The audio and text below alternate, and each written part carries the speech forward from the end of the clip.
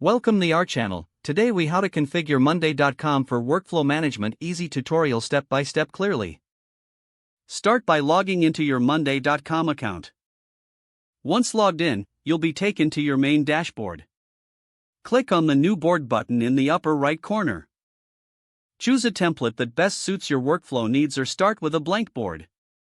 Name your new board based on your project or workflow. Next, click on Add Column to customize your board according to the elements of your workflow. You can add columns for tasks, statuses, due dates, assignees, and more. Adjust the column settings by clicking on each column header and selecting Settings. For tasks, set up a status column to track progress. Utilize people columns to assign tasks to team members. You can also add a text column for additional notes or specifications. Now, start adding items to your board by clicking on the plus Add Item button. Enter the task details for each item you create. Assign team members and set due dates for every task. Now, let's organize your board by using the Group feature. Click on Group to create sections for different stages of your workflow or different teams. You can drag and drop items to rearrange them within your groups.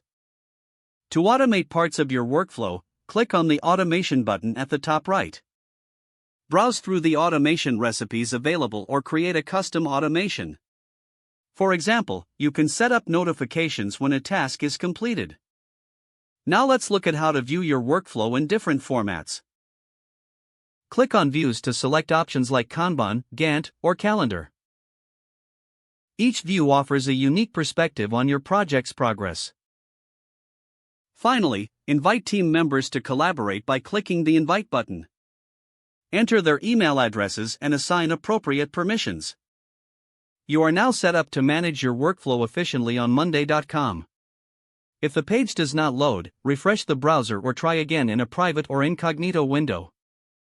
Make sure you are using the correct email address, then retype it carefully to avoid small typos.